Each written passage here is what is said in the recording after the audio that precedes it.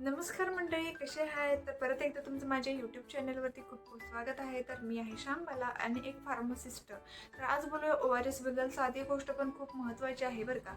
उन्हाळी असो, जुलाब असो, उलटी असो, घरातले सगळे म्हणणार ORS दे, ORS दे. पण ORS नक्की कसं द्यायचं, कधी द्यायचं, कसं बनवायचं, किती द्यायचं हे माहीत आहे का तुम्हाला?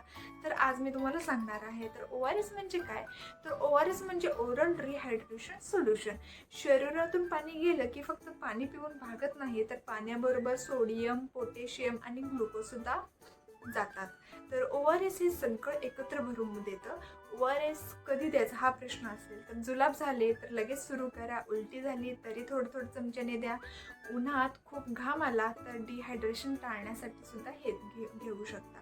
बाळाला ताप, जुलाब दोन्ही असतील तर नक्की द्या. ORS कसं बनवायचं? हे पॅकेट घ्यायचं 1 लिटर पाण्यामध्ये, ते पूर्ण विरघळून द्यायचं आणि ते पाणी प्रत्येक वेळी प्यायचं. तर घरी बनवायचं असेल तर 1 लिटर पाणी, 6 चमचे साखर आणि अर्धा चमचा मीठ, हे कॉम्बिनेशन WHचं फॉर्म्युला आहे. तर बनवलेलं ORS 24 तासात संपवा, कारण उरलेलं फेकून द्या. ORS किती द्यायचं हा एक प्रश्न पडतो.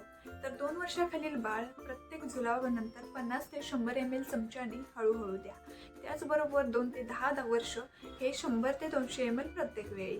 आणि मोठे असतील तर तहान लागेल तेवढं. भरपूर प्या. उलटी होत असेल तर घाबरू नका. 5 मिनिटांनी चमच्याने हळूहळू घ्या. तर आता एक प्रश्न पडतो की डॉक्टरला कधी दाखवायचं? तर जुलाब 24 तासापेक्षा जास्त राहिले तर, बाळ 6 तास लघवी नाही केली तर, डोळे आत गेले असतील तर, ओठ कोरडे पडले झाले तर, खूप अशक्त वाटत असेल तर ORS हे फर्स्ट एड आहे, ट्रीटमेंट नाही. डॉक्टरचा नेहमी सल्ला घ्या. हा व्हिडिओ आवडला तर लाईक करा, शेअर करा, सबस्क्राईब करा आणि भेटूया पुढच्या व्हिडिओमध्ये. असेच इन्फॉर्मेशन व्हिडिओ घेऊन येईल. तर काळजी घ्या स्वतःची आणि त्याचबरोबर नमस्कार.